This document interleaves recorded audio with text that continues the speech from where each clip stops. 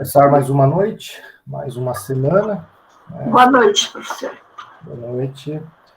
Estamos aí avançando, né? Estamos já praticamente fechando o primeiro mês, né? Temos aula ainda semana que vem, mas enfim. Estamos avançando e fica sempre aquele recado, né? Para quem não vem assistindo ou não está revisando as aulas, de uma certa maneira a gente está caminhando aí numa ordem cronológica, então é sempre interessante que quem não assiste a aula, pelo menos dê uma olhadinha aí no conteúdo ou na live, né, que é gravada, e depois a gente coloca lá no AVA, para vocês poderem entender o fio da meada, senão vocês acabam perdendo, né, aí essa continuidade, aí a aula começa a ficar chata, começa a ficar confusa, né? E naturalmente vocês passam a odiar um pouco mais ainda o direito tributário. Mas de qualquer maneira, vamos dar sequência, né? Vamos seguir aí a nossa ementa. Como sempre, né? Aquela dica de sempre, o material de estudo, né? Aquele esquema de aula, ele está à disposição lá no portal do aluno. Então é só vocês entrarem lá e fazerem o download, que hoje ainda é um arquivo PDF também, né? Um arquivo aí do Word, né? Que eu salvei em PDF e anexei lá para vocês terem o esqueminha de aula, né? Não ficarem aí vendidos, né? Sem nenhum roteiro. Então eu vou compartilhar ele e aí a gente vai dando sequência, né? Assim como a gente tem feito todas as noites, né? Toda segunda à noite. Bom, para situar, né, e lembrar o que foi dito e conversado na semana passada, a gente vem falando dos aspectos da hipótese de incidência, né? Então, aquela decomposição, fato gerador é uma expressão dúbia, né, em que um doutrinador chamado Geraldo Taliba dividiu em 5 aspectos, que ele chamou de hipótese de incidência, essa previsão legal. E dentro dos aspectos da hipótese de incidência, né, nós já falamos aí do aspecto temporal, de uma certa maneira, né, de todos os aspectos, mas hoje a gente acaba aprofundando o aspecto pessoal, né? Então é o aspecto subjetivo, é aquele que define quem é o credor, ou seja, o fisco, né, o Estado que vai cobrar da gente, mas quem é esse ente, né? Então a norma tributária vai trazer isso, e de outro lado, né, esse aspecto pessoal vai trazer quem é o devedor, ou seja, quem é o sujeito passivo dessa relação jurídica tributária. E o sujeito passivo, né, a gente começou a ver na aula passada, existe um grande e importante detalhe no direito tributário, né, que o sujeito passivo da obrigação principal, ele tem, né, como foco a figura do contribuinte. Então, nós temos aí, via de regra, né, e a gente até costuma falar isso, né, que o contribuinte, mas o contribuinte é uma das pessoas possíveis de serem incluídas no polo passivo, né, de uma cobrança, de uma ação tributária. Porque nós temos, além do contribuinte, nós temos a figura do responsável, né? Então, na semana passada, a gente falou o que é o contribuinte, né? E reprisando aqui rapidinho, conforme a tela, né? O artigo 121 do CTE. Né? Onde que está isso? Artigo 121. Que vem trazer, né? O contribuinte é aquele que tem uma relação direta e pessoal. Né? Lembrando que a relação pessoal é uma relação jurídica e não presencial. É diferente de relação presencial de pessoal. Você pode estar comprando, né, ou fazendo aí né, a compra de uma mercadoria, de um bem, na verdade, pela internet. Você nunca vai pegar na mão isso, né? E você pode estar fazendo esse download aí, enfim, de computador em qualquer lugar do mundo. Então, não é a presença, né, mas sim a relação pessoal. É uma relação direta com o fato gerador, né? Isso que acaba caracterizando a figura do contribuinte. é a pessoa que industrializa produto, é a pessoa que comercializa a mercadoria, é a pessoa que é proprietária do veículo, é a pessoa que é proprietária do imóvel urbano, enfim, né? Conforme o verbo mais o complemento, se essa pessoa faz essa relação direta, ela se enquadra no conceito de contribuinte. Isso nós vimos semana passada, né? Até semana passada a gente parou por aí. Porém, né, o artigo 121 aqui do CTN, né, artigo 121, inciso 2º do CTN, ele vai trazer uma segunda pessoa que vai ser incluída como sujeito passivo, né? Essa segunda pessoa, ela recebe o nome de responsável. Não é porque eu estou falando de segunda pessoa que o fisco vai cobrar do contribuinte e do responsável. Na grande maioria das vezes, ele vai direto cobrar do responsável, né? Mas ele pode cobrar dos dois. Então, conforme a lei que vai determinar quem é o sujeito passivo, ele pode cobrar do contribuinte ou do responsável. Um exemplo, a questão do IPTU de imóvel locado. O IPTU de imóvel locado, o IPTU, em regra, né, ele possui lá como sujeito passivo o proprietário do imóvel territorial urbano. Ok, essa é a definição.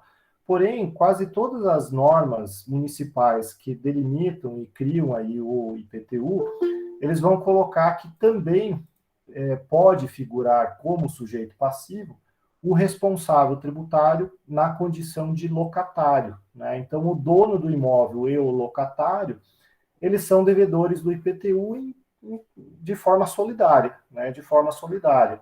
E aí aquela situação, né? Ah, mas a prefeitura pode cobrar dos dois? Pode cobrar de um só? Pode. É a mesma lógica da solidariedade lá, né, do direito civil. Então, quando é solidário, cada um responde pelo todo, e quem for pagar e entender que não é o devedor, em razão da cláusula contratual, né? Então, quem aluga imóvel sabe, né, que todo contrato de locação vai ter uma disposição lá falando que o locatário, né, a pessoa que alugou, ela é responsável pelo IPTU. Ok.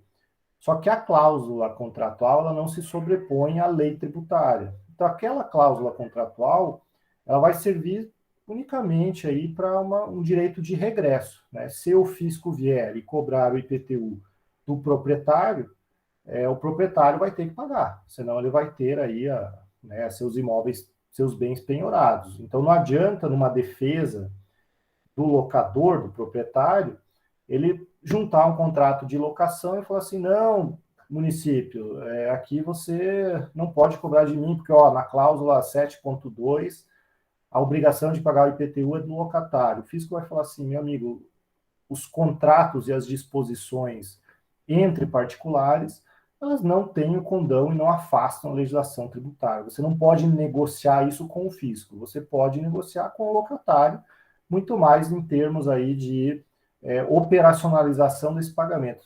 Para mim, município, né, eu vou cobrar ou de você, ou dele, ou dos dois ao mesmo tempo, né? É uma prerrogativa legal minha. E aí, se o locador pagar esse tributo, ele tem o quê? A possibilidade de cobrar do locatário em ação de regresso, né? Aquela famosa ação de cobrança em razão, né, do inadimplemento, enfim, contratual. Então, esse é um exemplo do responsável, né? Vejam só, responsável é um terceiro, vejam só o locatário. O locatário não é o proprietário do imóvel territorial urbano, mas a lei coloca, né, que essa pessoa do locatário, sem revestir a condição de contribuinte, porque quem é o contribuinte do IPTU? O proprietário do imóvel. O locatário não é proprietário do imóvel, mas ele é colocado por disposição de lei como sujeito passivo, né? Então vejam só, aqui vem um outro detalhe do princípio da legalidade. Disposição expressa de lei. Como a gente está falando de aspectos da hipótese de incidência, que é o aspecto pessoal, subjetivo, a gente tem que lembrar aquela regrinha lá da primeira aula, que a gente falou várias vezes, do princípio da legalidade.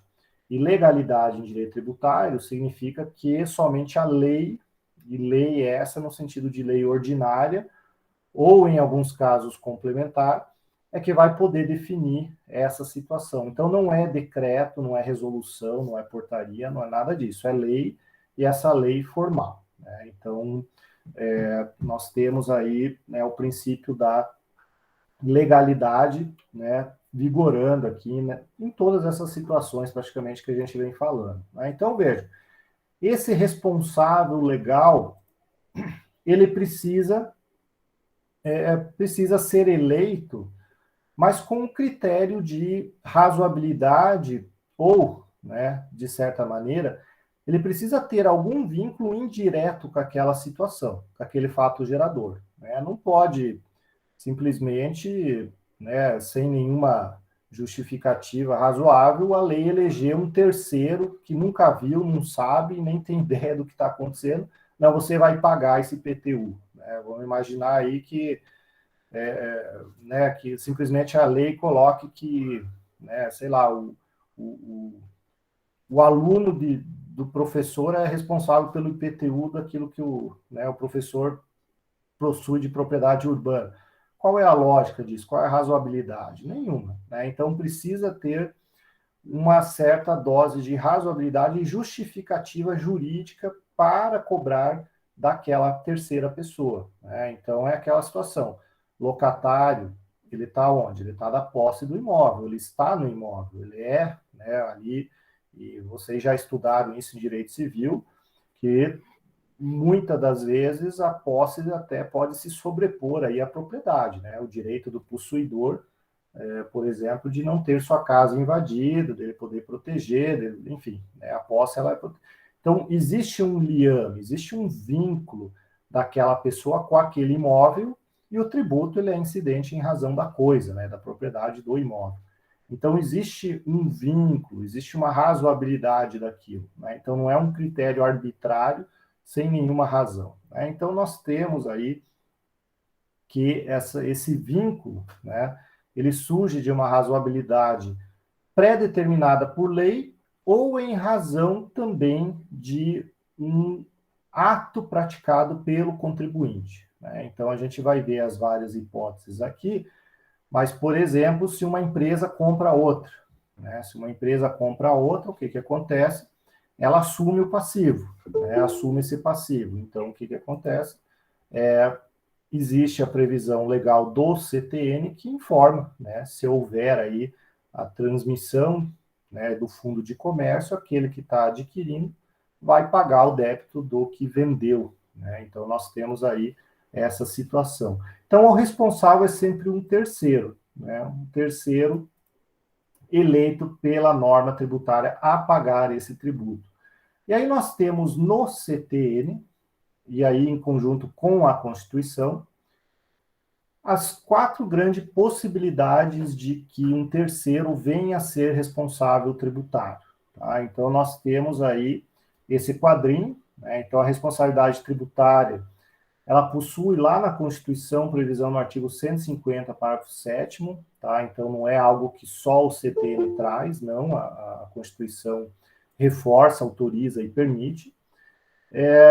E aí nós temos as quatro grandes modalidades, né? Por substituição, tirando esse dispositivo aqui do 150, parágrafo 7º, que é da Constituição, todos esses outros aqui são do CTN, tá? Então, artigo 128, 130, 31, 32, 33, até o 138, são todos do Código Tributário Nacional, tá? Para vocês se localizarem aí.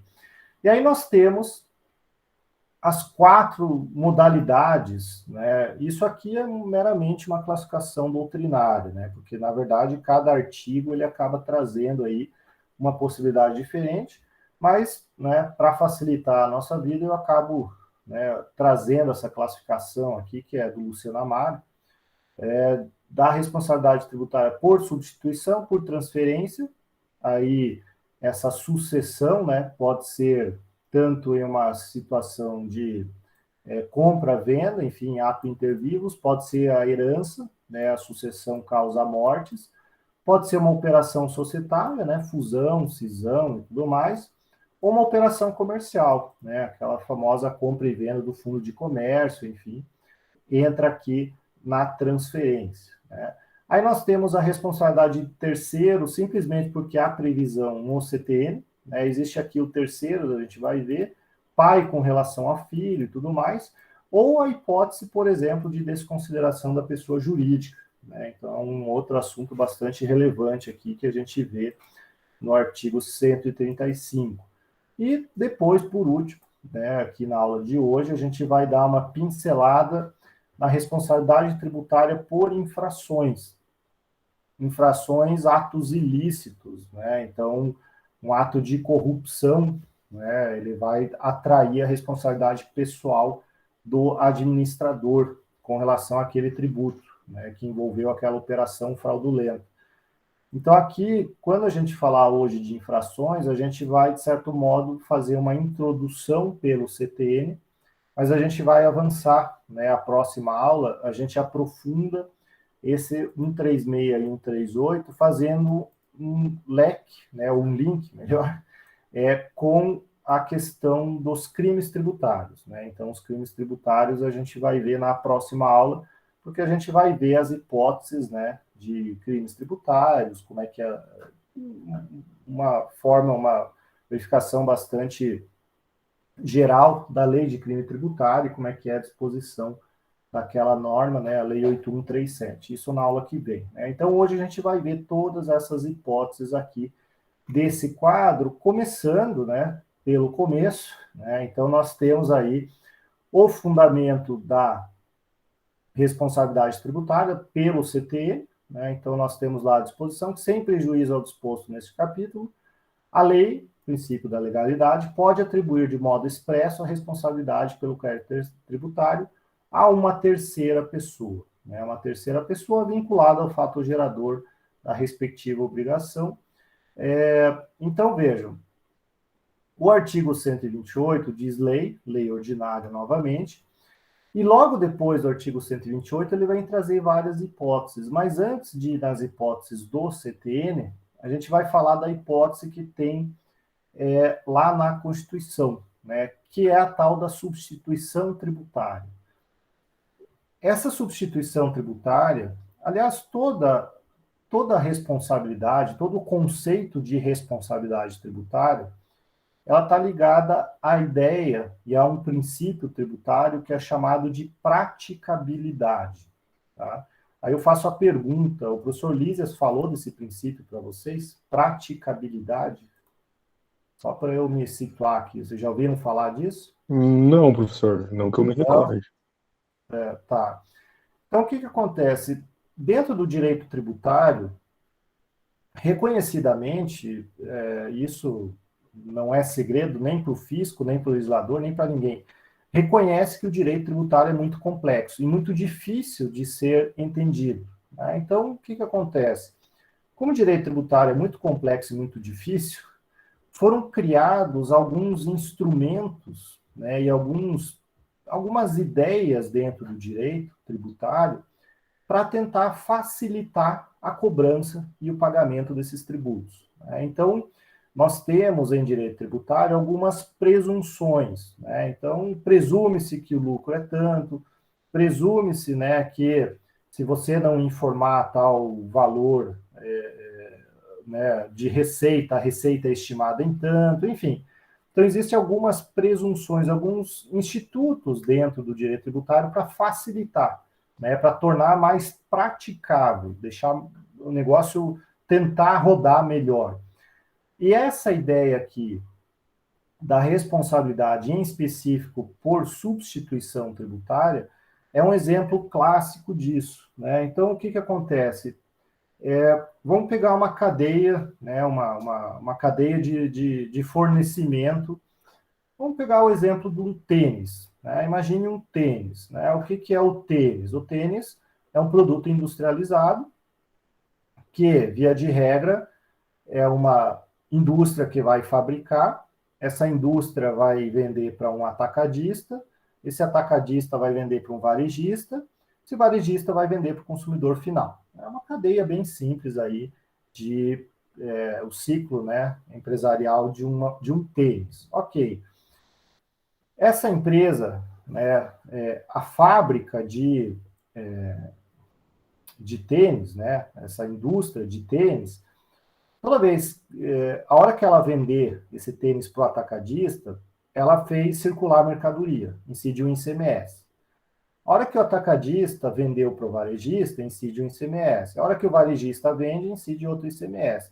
Então, nós temos 3 ICMS nessa cadeia. Né? Toda vez que circula a mercadoria, incide, né, o ICMS. Claro que ele é não cumulativo, vai compensar com o que já foi pago, blá, blá, blá. Mas aqui vamos para, né, a regra geral aí, só para vocês entenderem o exemplo. Então, a indústria paga ICMS, o atacadista paga ICMS, o varejista paga ICMS. Esses são os contribuintes, né? Porque eles estão realizando o fato gerador, eles estão circulando a mercadoria. Só que qual é o problema disso, né? Vejam só, vamos chutar aqui, porque eu não faço ideia quanto que tem, mas vamos chutar aqui que no Brasil deve ter mais ou menos vamos colocar uns 100 mil varejistas de tênis no Brasil, né? 100 mil. Voltando na cadeia, atacadistas, né? Atacadistas, vamos chutar aí, vamos colocar que deve ter uns 500 atacadistas no Brasil de tênis. Por baixo, né? Estou chutando só o chute mesmo, não faço ideia. Indústria de tênis, né? Vamos colocar aí que o Brasil deve ter umas 30 indústrias de tênis no país inteiro. Então, vejam, a hora que o fisco, né? O Estado, pensando em termos de praticabilidade, aonde que fica mais fácil ele fiscalizar esse ICMS ou IPI, enfim, também cabe. Fica muito mais fácil ali na indústria, né? Porque a indústria são 30 indústrias. Agora, lá no varejista é 100 mil, né? E o atacadista tem 500. Então, vejam, o que a lei tributária pegou e fez? Ela falou o seguinte, olha, para tornar mais fácil o trabalho do fisco, eu vou colocar em lei, né, aí vem o princípio da legalidade, então, cada regulamento de ICMS, cada lei do ICMS de cada estado, ou a lei do IPI, tem que dispor isso expressamente, mas o que o fisco acaba fazendo? Ele fala o seguinte, olha, indústria de tênis, indústria têxtil, você vai ser responsável tributário pelo ICMS do atacadista e pelo ICMS do varejista. Então, você na indústria, a hora que a mercadoria sair do teu estabelecimento, você vai pagar o ICMS, vamos dizer assim, valor cheio de toda a operação. Né? Então, o que acontece? O fisco, ele não vai ficar fiscalizando as lojinhas pelo Brasil inteiro, nem os atacadistas, ele fiscaliza a indústria, porque a lei atribui à indústria a obrigação de pagar o ICMS, o IPI, de todo o resto da cadeia produtiva. Então, o que o fisco faz? Ele coloca um instituto chamado responsabilidade tributária, com o único propósito de facilitar, né, a fiscalização, a arrecadação, enfim, de todo aquele tributo. Né? Então, essa hipótese é o que a gente chama de substituição tributária. E aí existem dois modelos, né? A substituição tributária progressiva e a regressiva. Esse caso do tênis que eu falei, a substituição tributária, ela é progressiva. Por quê? Progressiva é a ideia de ir para frente, né? De progresso. Então, assim, o fato gerador, ele vai acontecer ainda, né? Então, ele irá acontecer lá na frente. Então, eu estou pagando antes do fato gerador acontecer. Então, eu estou pagando, né, progressivamente. Eu já estou pagando algo, né, que ainda não aconteceu. E aí surge, né, aquela velha discussão, mas como é o ICMS, o IPI, ele precisa ser calculado sobre uma base, que é o preço. Né? Como é que o fisco vai saber qual é o preço de um tênis? Aí entra, né, a famosa pauta fiscal. O fisco, e aí eu falo fisco porque vale para estados, União, conforme o tipo de tributo. Tá? O fisco vai fazer o quê? Ele vai estimar esse valor. Ele vai colocar uma pauta fiscal, ele vai fazer isso, ele vai atualizar periodicamente, ele vai falar assim, olha, o tênis com tal e tal característica, presume-se que o preço final ao consumidor vai ser de R$ 250. Então, o ICMS vai ser pago sobre R$ 250 lá na indústria, lá no início, na primeira saída. Professor, mas e se esse tênis entrar numa promoção e ele for vendido a R$ 99? Não vai ter pago ICMS a mais da operação? Sim, vai ter pago ICMS a mais, e aí você faz jus ao crédito, né, o famoso crédito tributário. Aquilo, já que você pagou a mais esse mês, então no mês que vem você aproveita isso e compensa, né? Você vai fazendo aquelas operações de compensação, né? Então a contabilidade tributária ela envolve muito isso, né? Apuração de créditos, ver se tem, se não tem crédito, fazer compensação. Algumas empresas, por exemplo, podem ter esses créditos e não ter utilizado. Aí essa empresa pode vender esses créditos, né? Existem plataformas aí do Estado e da União para fazer esse comércio, entre aspas, de crédito, né? Vou imaginar uma empresa tem um monte de crédito e quebrou. A empresa quebrou, né? Não tem mais operação. Se você não tem mais operação, você não paga mais ICMS, né? E se você não paga mais ICMS, vai compensar com o quê? Aquele crédito que você tem. Então você vai lá e vende, né? Você vende. Então existe um mercado aí de papéis, né? O direito tributário tem muito isso, de pessoas que vivem disso, né? De comercializando esses créditos. Existe um deságio, conforme o tipo aí você pode utilizar, né? Você vende isso daí. Então, vejam, isso aqui é substituição tributária progressiva, para frente. Agora, existe um outro exemplo, né? O tal da substituição tributária regressiva, que é o contrário, né? É você atribuir a alguém lá na frente o recolhimento de uma operação que já aconteceu, né? Então, nesse mesmo exemplo da indústria do tênis, né? Então, a indústria do tênis, para industrializar produto, ela precisa de insumos, né? Então, ela vai comprar lá o couro, ela vai comprar lá o tecido, ela vai comprar o plástico, a borracha e sei lá mais o que vai no tênis, né? Vai comprar tudo isso. Ao realizar a compra dessas mercadorias, que são insumos, né, então ela vai comprar de uma infinidade de fornecedores de plástico, de uma infinidade de fornecedores de borracha, enfim, vai comprar de um monte de gente. O que a lei tributária pode fazer também nesses casos? Determinar que aquele vendedor de borracha, aquele vendedor de plástico, de tecido, não vai ser ele que vai recolher aquele tributo. Atribui de novo para a indústria, né? Então, ao invés, né, na hora de vender o tecido para a indústria têxtil, a lei fala assim, não, nessa operação o ICMS fica diferido, né? A palavra que se usa aí é diferido no sentido de postergado.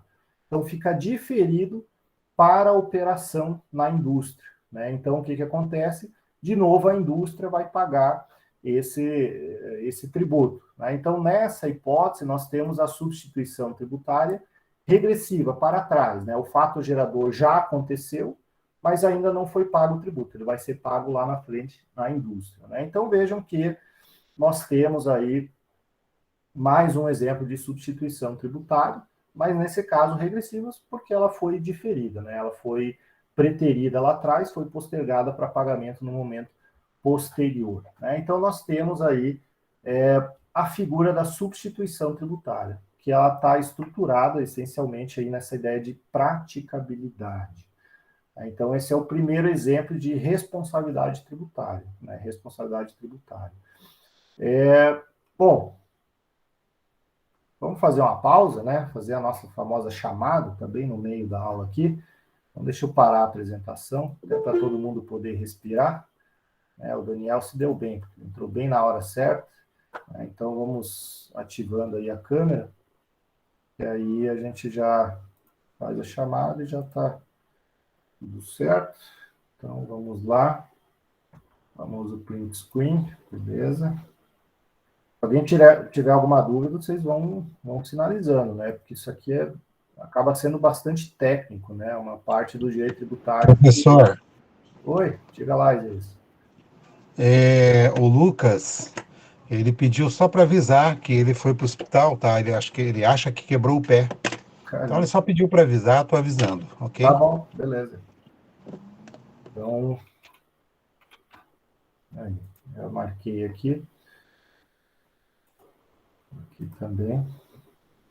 Bom, então deixa eu compartilhar de novo, porque agora a gente vai para as outras modalidades, né? Lembra daquele quadrinho que a gente viu foi a primeira modalidade, por substituição, né? Agora a gente vai para a segunda modalidade, por transferência, e essa transferência, ela pode ser por ato inter vivos, por causa mortis, por sucessão societária ou por sucessão comercial. Tá? A gente vai ver todos eles aqui.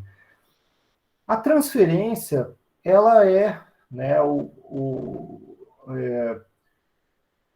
já aconteceu o fato gerador, né? Então, essa responsabilidade por transferência, o fato gerador aconteceu, já foi estabelecida a relação jurídica tributária, ou seja, já há ali a obrigação tributária, já houve, né, a subsunção do fato à norma, só que antes da pessoa, geralmente o contribuinte, vir a realizar o pagamento, antes dela realizar o pagamento, ela realiza alguma operação, aí voluntária ou não, né, no caso, causa mortes não é voluntária, né, então, por algum ato, voluntário ou não, há uma mutação, há uma mudança na pessoa do devedor, né, do sujeito passivo.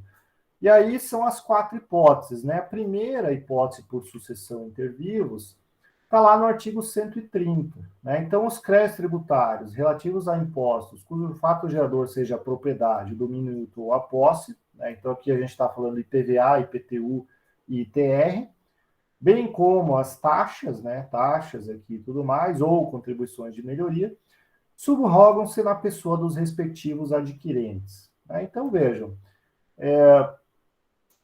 você vai lá e compra um terreno. Né? Então, vejam, você comprou um terreno, ótimo. Qual é a primeira coisa que o cartório vai fazer aí quando você vai lá comprar um terreno, qualquer imóvel? Né? Ele vai pedir certidões negativas. Essas certidões negativas, elas vão indicar se existe ou não algum débito. Né? Então, por que o cartório acaba pedindo isso? Primeiro, porque é uma determinação da corregedoria, isso é padrão, né? Eles precisam, mas principalmente para dar visibilidade ao comprador se existe ou não um débito daquele imóvel. Porque se existir um débito daquele imóvel, vai incidir o artigo 130 do CTN, que fala que o comprador ele vai ser responsável, vai subrogar naquele débito, ou seja, ele vai assumir aquela dívida, a não ser que a certidão negativa venha negativa, né? Ou seja, a certidão seja negativa e não positiva. Por quê? Quando você vai comprar o imóvel, né, vai pedir certidão lá na prefeitura. A prefeitura vai te dar a certidão negativa. Ok, essa pessoa não tem débitos, não tem débitos. Né? E aí você vai lá e compra o imóvel. Se de repente aparecer algum débito de IPTU antigo, o que você tem que fazer? Você vai lá e vai provar que na hora que você comprou não tinha débito nenhum. Né? Então você não subroga-se no débito daquele antigo devedor, vai ficar na pessoa do antigo devedor. Né? Então imagine que a prefeitura esqueceu de cobrar um IPTU, né? Esqueceu, sei lá, uma taxa, esqueceu de cobrar a taxa. O que acontece? Essa prefeitura vai cobrar depois. Mas no dia que você adquiriu, não existia, né, aquele débito. Então, você não vai assumir. Por isso que é interessante, né, os cartórios terem, né, essa disposição. E se a certidão for positiva, tiver débitos, eu não posso comprar? Você pode comprar igual, não vai ter problema nenhum. Né? O único problema é que você vai subrogar aí, né, você vai ser obrigado a pagar aquele débito como responsável tributário. Né? Então, é na hipótese aqui de transferência, né, inter vivos, compra e venda de imóveis. tirando a hipótese de sucessão, né, ou de transferência aqui de vivos, existe a possibilidade da transferência causa-mortes, né, que está lá no artigo 131. Causa-mortes, todo mundo já sabe, é quando alguém vem a falecer. O que acontece quando alguém falece? Todo o patrimônio do falecido passa para o espólio, né, e depois ele é rateado aí entre os herdeiros. Só que o patrimônio, ele é composto tanto a parte positiva quanto negativa. Então, também as dívidas são repassadas aos herdeiros, mas aí vem a disposição, né? Aí vem a disposição que está no CTN, né? No inciso 3º específico, ela vem falar que o débito tributário ele vai afetar o patrimônio que foi herdado, mas ele não atinge o patrimônio pessoal do herdeiro, né? Então é aquela situação. Vou imaginar que a família herda lá um terreno, né? Esse terreno vale 500 mil, só que de alguma maneira a pessoa nunca pagou IPTU, né? E aí vão descobrir que esse terreno tem 600 mil de dívida. O que vai acontecer? O terreno vai ser utilizado para saldar aquele débito de IPTU. Saldou 500 mil, mas faltou 100. Esses 100 mil, o fisco não vai receber mais, né? Não vai ter como receber, porque ele não avança no patrimônio dos herdeiros, né? Ele se esgota no patrimônio do próprio decujus, né? Do que faleceu. Então, nós temos essa situação também prevista no CTN, lá no 131. Mas tem também uma disposição aqui no inciso 2º, que é a questão do espólio com relação aos tributos que são e vão vencendo até que seja realizada a partilha, né? Então, até que seja realizada aí a divisão definitiva e a averbação e tudo mais. Nesse caso, né, é responsabilidade do inventariante, né? Então, a gente tem aí, a gente acaba tendo a responsabilidade pessoal do inventariante nessa situação, né? Então, sucessão aí, ou a transferência causa mortes, né? Está lá no artigo 131, não é segredo, também não é difícil. Bom, avançando aqui no 132, né? Sucessão societária. Sucessão societária é aquela em que há aquelas operações de M&A, né? O pessoal adora falar em inglês, né? De alterações societárias de fusão, cisão, transformação e tudo mais que é possível imaginar de incorporação, né, de operações societárias, né? Então, vejam, redação do artigo 132, né, a pessoa jurídica de direito privado que resultar da fusão, transformação ou incorporação de outra, ou em outra, é responsável pelos tributos devidos até a data dos atos pelas pessoas jurídicas de direito privado fusionadas, transformadas, né? Então, vejam, a pessoa nova, né, que surgir dessa operação, ela vai ser responsável pelos tributos antigos, né? Então, não é uma operação societária que vai trazer, né, senão seria muito fácil, né? Eu deixo a parte podre da empresa num CNPJ, vou lá e faço uma cisão, né? Divido ela no meio e deixo só a parte boa com uma nova, né? Isso, obviamente, seria muito fácil fraudar o fisco ou se livrar do pagamento de tributos com essa situação. Então, o artigo 132 vem trazer essa redação, né? Falando que a pessoa jurídica que resultar, ela é responsável, né, pelos tributos da empresa anterior, né, ou da empresa que existia antes. O que existe é uma discussão, por exemplo, aquelas cisões, né? Cisão é quando só um pedaço da empresa vira nova, né? Então, vamos imaginar um grande grupo empresarial que resolve fazer uma cisão de um pedacinho da operação, né? Vamos imaginar que é um grupo empresarial que faz de tudo, e aí ele resolve fazer uma cisão só da parte de frete. Não, o frete vai ser, vamos tirar aqui de dentro, vamos fazer uma empresa nova só de frete. Aí surge aquela discussão, né? Se toda a dívida vai para aquela empresa nova, né? Então, nós temos jurisprudência falando que não. É só os tributos relacionados àquela parte da operação que foi desmembrada, né? Mas é uma grande discussão e uma grande dificuldade de conseguir individualizar isso, né? Como é que você vai... A empresa é um só, o CNPJ é um só, como é que você vai individualizar qual pedaço da dívida é da empresa nova ou não? Então, é uma grande dificuldade e, na prática, o fisco vai querer cobrar de tudo, de todos, por conta da redação aqui do 132. Né? Então, nós temos aí mais uma hipótese de sucessão societária, de transferência, né? Responsabilidade tributária por transferência em razão de sucessão societária. Outra hipótese que nós temos, ainda nessa segunda modalidade, é a sucessão comercial. Né? Então, aqui nós temos um detalhe, né, que é importante a gente ver, porque aqui a regra não é assumir imediatamente. Né? Diferente da hipótese de operação societária, na sucessão comercial é comprar o estabelecimento, né? O ponto, a loja. Né? Você vai comprar uma loja, uma nova. Né? Então, veja, a pessoa natural ou jurídica quer adquirir outra, né? Por qualquer título, fundo de comércio, enfim. Comprou uma empresa, uma loja, um estabelecimento novo, e continuar a respectiva exploração sob a mesma outra razão social, responde pelos tributos. Então, ok. Né? Então, você comprou uma loja e você continua com aquela loja. Você vai responder por aquele débito anterior, né, que existia na loja anterior. Só que a forma como você vai responder é que depende conforme o inciso ou segundo. Então, assim, você comprou uma loja, você vai pagar pelos tributos daquela loja. A única diferença é que você pode ser cobrado ou solidariamente, integralmente, ou você pode ser cobrado subsidiariamente. Né? Então, é isso que o inciso 1º e 2º trazem aí do 133.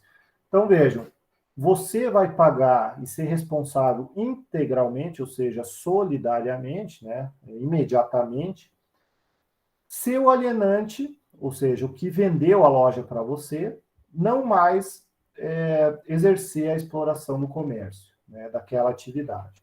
Então, você comprou tudo, aquela empresa anterior deixou de existir, né, a parte operacional daquela empresa deixou de existir. Você assume integralmente, né, imediatamente, aquela dívida. Agora, você pode comprar só uma loja, por exemplo, de um grupo, né, de lojas. Então, você vai lá e compra uma só. Aí, o que acontece? Aquela pessoa que vendeu para você continua explorando aquela atividade. Né? Ela só se desfez de uma unidade.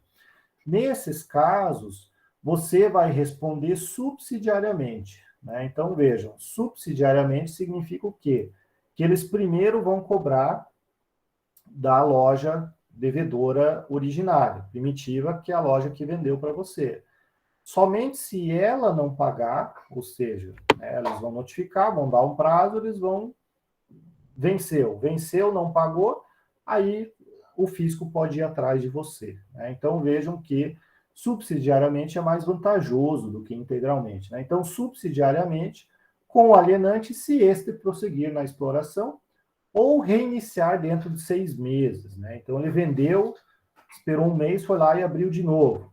Aí, nesse caso, também é subsidiariamente. Né? Então, nós temos essas duas hipóteses aqui do artigo 133, né? O integralmente e subsidiariamente, aí, como for a hipótese. Né? Então, nós temos aí essa situação.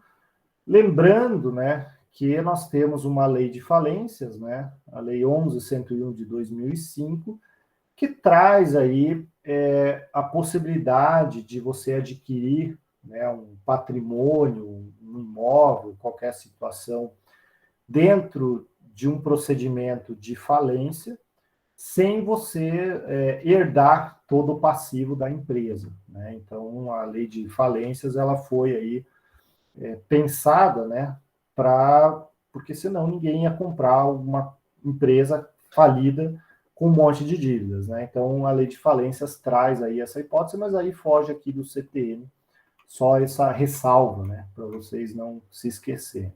Bom, Até o artigo 133, a gente viu a segunda modalidade de responsabilidade tributária. Vamos à terceira. Né? A terceira possibilidade, responsabilidade de terceiros, em específico no artigo 134 do CTN. Né? Então, aqui nós temos a responsabilidade de terceiros, simplesmente porque o CTN elegeu alguém para ser solidariamente responsável com os tributos do contribuinte. Né? Então, nós temos aqui o exemplo clássico, que eu já falei algumas vezes, dos pais pelos tributos devidos por seus filhos menores. Né? Então, é aquela situação, o filho, ele pode ter renda, né? O teu filho, ele pode ter aí um imóvel, né? O teu filho pode ter, enfim, uma série de situações que são fatos geradores.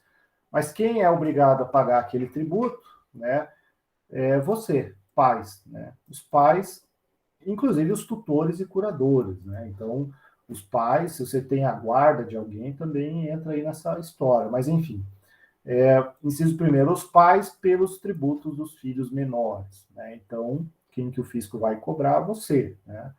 Mesma ideia dos tutores e curadores, pelos tributos devidos pelos tutelados e curatelados. Né? Então, aqui é aquele cuidado. Né? Você vai lá e interdita, sei lá, teu irmão, teu primo, qualquer pessoa aí que esteja sem suas faculdades mentais aí, doença ou acidente, qualquer coisa assim.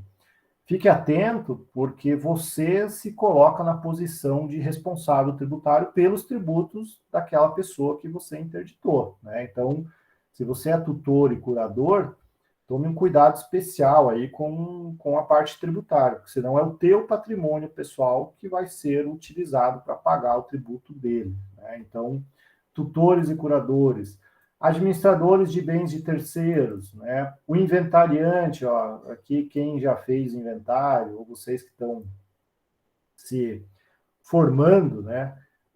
Passando na OAB, vocês vão ver que já já alguém vai pedir para vocês fazerem inventário. Né? Aí, geralmente, aquele que abre o inventário quer ser inventariante. Né? Ótimo, legal, ser inventariante é muito legal. Só que o pessoal se esquece que ser inventariante não é só ficar bonito no papel, não. O inventariante tem uma série de obrigação de prestar contas, de gerenciar o patrimônio e, inclusive, os tributos, né, de todo o espólio. Então, toda aquela universalidade de bens, quem vai ter que pagar os tributos é o inventariante, né? O inventariante, e se não o fizer, ele está solidariamente responsável. Ou seja, patrimônio particular vai ser utilizado aí para saldar aquele débito. Né? Então, é uma série de responsabilidades, né? Não é só... Por isso que tem que cobrar mais caro, né? Se for fazer inventário e o teu cliente quiser ser inventariante, cobre aí 3 vezes mais, porque dá 3 vezes mais trabalho. Bom, síndico e comissário pelos tributos da massa falida e concordatária, né? Isso daqui é do tempo do OPA, né? Porque hoje não existe mais síndico nem comissário, né? A lei de falências mudou em 2005, mas a redação do CTN não, né? Então imaginem e troquem essas palavras aqui pelo administrador judicial, né? Que é a palavra atual.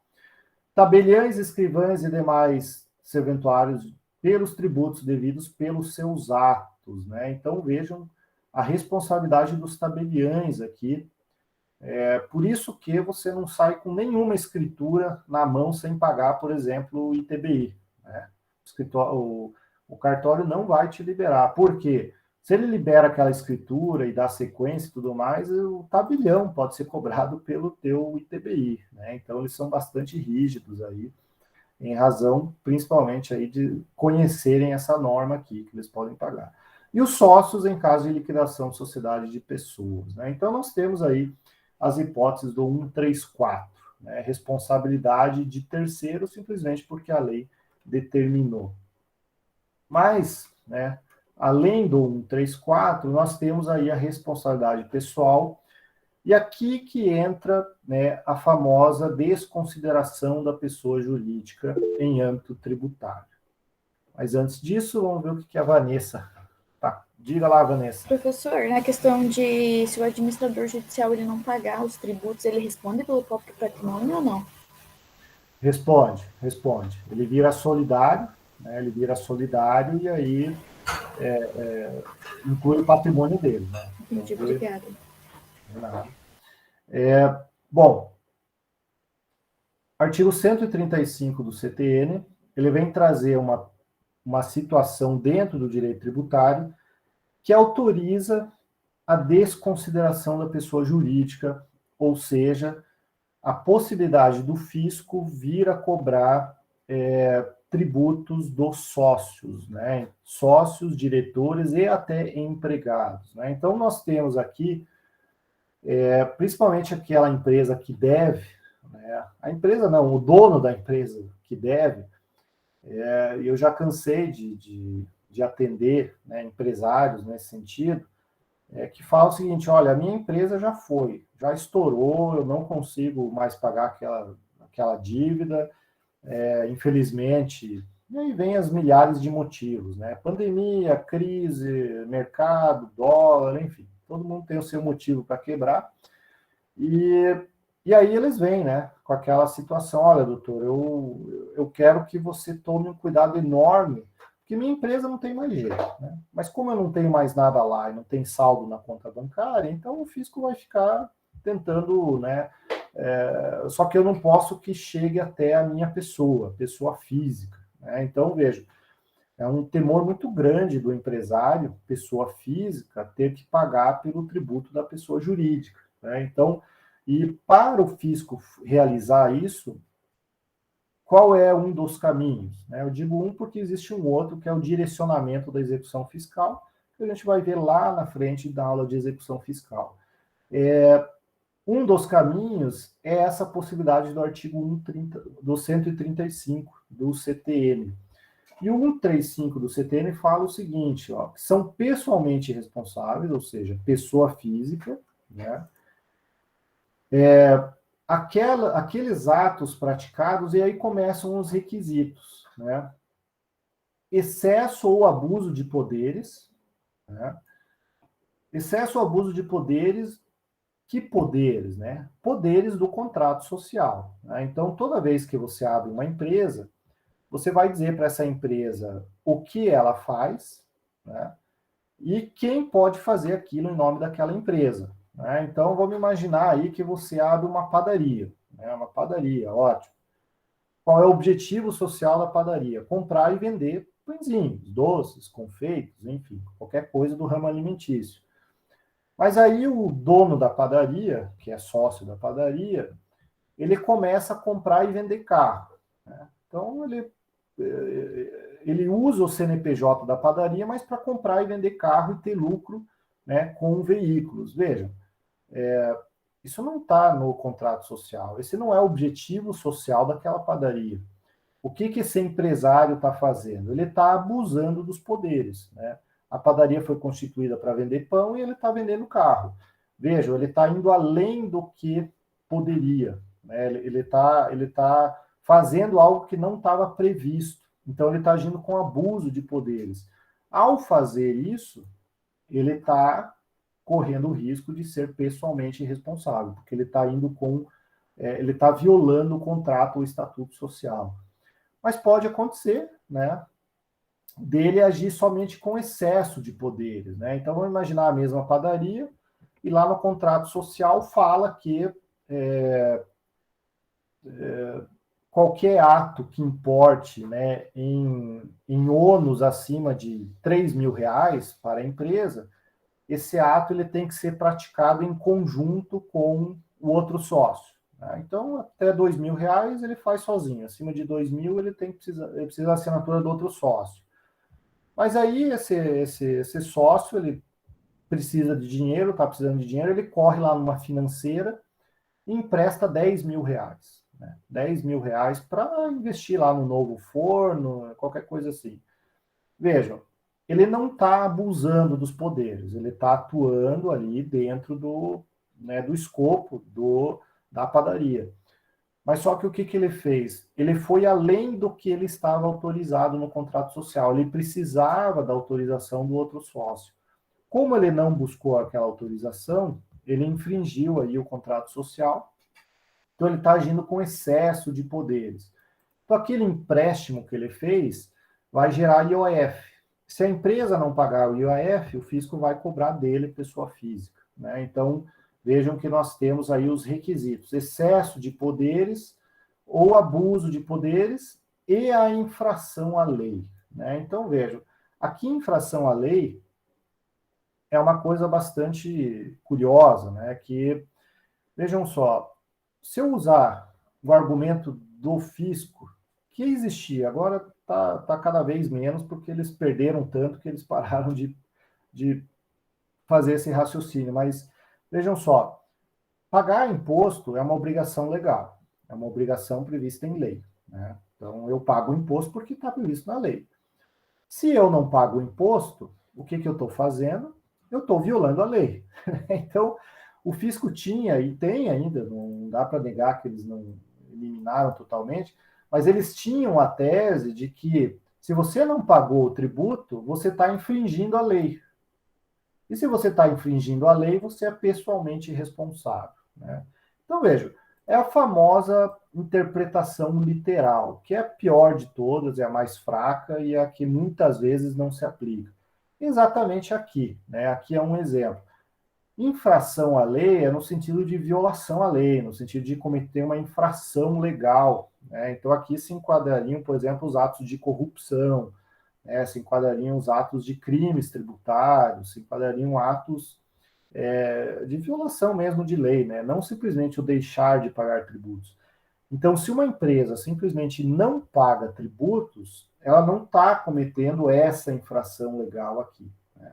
Então, o sócio, se a empresa não tem dinheiro e a empresa não consegue pagar imposto, o sócio não deve ser responsabilizado pessoalmente, porque isso não é infração à lei no sentido que deve ser entendida essa expressão, né? Então, veja, ele precisa atuar com excesso, abuso de poderes ou violação, né, no sentido de cometer um crime legal, para que o sócio ou as pessoas aqui referidas sejam responsabilizadas pessoalmente, né? Então, nós temos aqui quem são essas pessoas. Primeiro, as pessoas referidas no artigo anterior. Artigo anterior, artigo 134. Né? Então, todo esse pessoal aqui.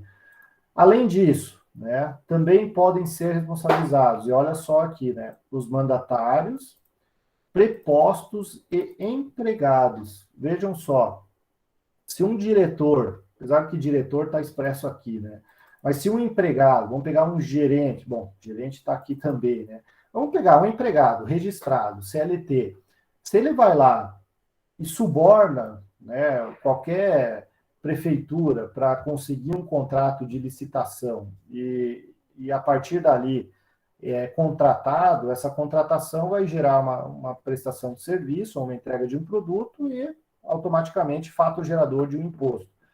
Se for aí verificado essa fraude, né, a licitação, esse crime, né, de corrupção, esse empregado vai ser colocado junto do bolo lá tributário também, né? Ele vai ser responsabilizado.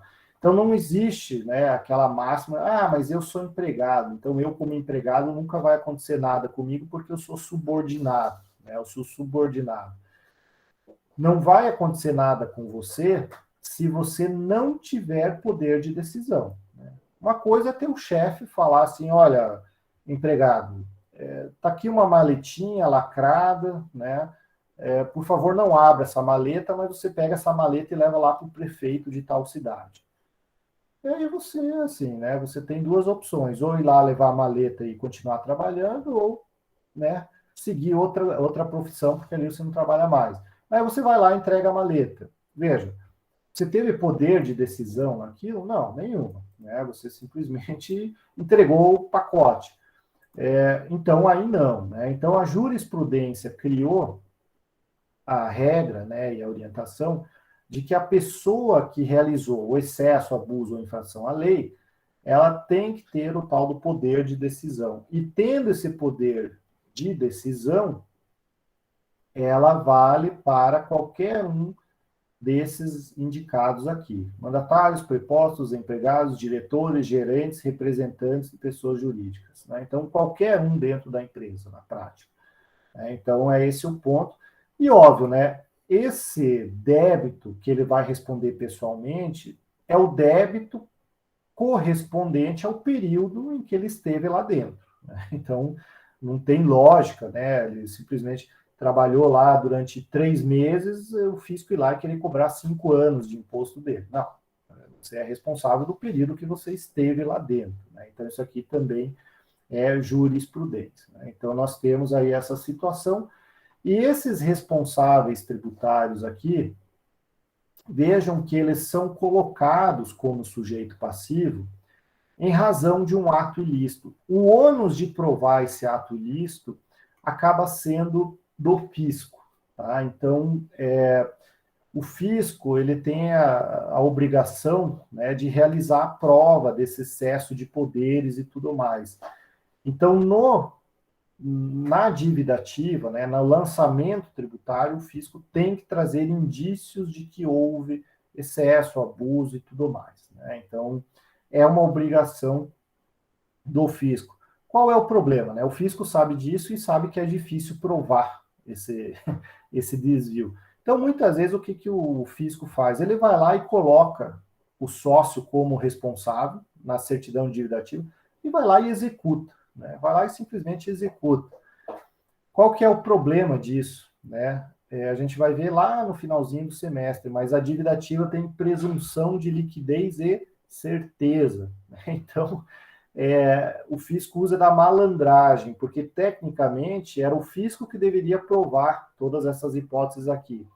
Ele não prova e não tem como provar. Mas o que ele faz? Ele joga o sócio como responsável na dívida ativa. E aí, para desconstituir a dívida, é ônus do devedor, né, do próprio sócio. Então, ele simplesmente inverte, né, ele faz uma jogada prática aí.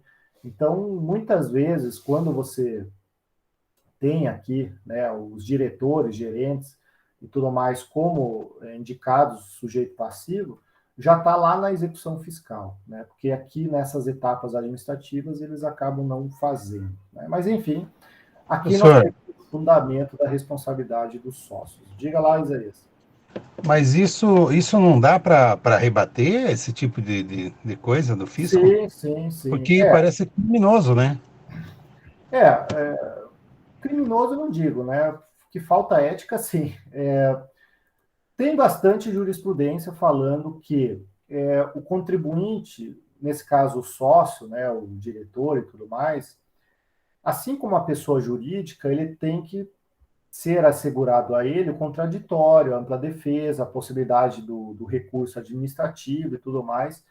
Então, boa parte da jurisprudência acaba colocando que, se não foi incluído o sócio lá no início do lançamento, ele não pôde fazer impugnação, ele não pôde, inclusive, pagar, né? Ele não pôde nem pagar se ele quisesse pagar. Então, muitas vezes, né, a jurisprudência sinaliza que foi nula, né, foi arbitrária a inclusão daquela pessoa física. Né, e acaba anulando, né, o lançamento, enfim, com relação a essa. Legal. Então, né, o fisco tem a arma dele, nós temos a nossa, né, de se defender, mas não é 100% da jurisprudência. Eu já vi muitas aí que o juiz, enfim, de uma certa maneira foi complacente, né, com essa situação. O que acontece bastante também é lá na execução fiscal o direcionamento da execução. Né, mas aí a gente vai ver mais para frente, aliás, vai ser uma das últimas aulas aí, quando a empresa não existe mais, aí o fisco pede para direcionar a dívida para o sócio. Aí o fundamento é outro, não é mais esse 135 aqui, muito embora ele é aplicado subsidiariamente, né? Mas aí não precisa, na etapa administrativa, colocar o sócio, eles colocam só lá na execução. Né? Aí lá acaba sendo um problema um pouco maior. Bom, e por último, né, aqui a questão da responsabilidade, a quarta modalidade de hoje, responsabilidade por infrações. Né? Aqui eu vou falar rapidinho, porque a gente vai ver na aula que vem de novo, a gente vai reprisar um pouquinho, mas a responsabilidade por infrações, ela tem um caráter de objetividade, né? Então, ela dá a entender e ela sinaliza que não precisa ter culpa do agente, né? Então, se a empresa cometeu uma infração, não interessa, né, se tem ou não culpa, né, do administrador. A responsabilidade acaba sendo pessoal do agente, e aí vem, né? Aí vem aqui as disposições. Quando as infrações conceituadas como crimes, né, aí a responsabilidade é pessoal, infrações cuja definição do aula específico do agente seja elementar, enfim, né, eu vou passar rapidinho aqui, também já acabou aqui no slide, porque na semana que vem a gente vai falar com bastante calma aqui desses dispositivos, responsabilidade por infrações, e aí a gente pega o link com os crimes tributários, né, porque eles estão... muitos confundem, acham que é a mesma coisa, né, mas a gente tem à disposição do CTN, que traz a responsabilidade pelo tributo, e aí existe a responsabilidade pelo crime, que está lá na lei de crime tributário, né? Então, vamos deixar essa parte aqui para a gente falar na semana que vem, para falar de uma vez só, e vocês poderem acompanhar a totalidade. Tá bom, pessoal? Então, basicamente, a aula de hoje é isso, né, sobre responsabilidade, e aí na semana que vem a gente faz o complemento, né, faz aí o encerramento, vamos dizer assim, dessa parte de responsabilidade, porque, né, na outra semana vai ter o feriadão do dia 7 de setembro, né, quem já não olhou o calendário, né, viu que Curitiba vai ter 5 dias corridos, né, 5 dias seguidos aí de feriadão, dia 6 vai emendar. Então, depois desse feriado a gente vai falar de lançamento, mas aí é outra história, né? Vamos deixar cada coisa a seu tempo.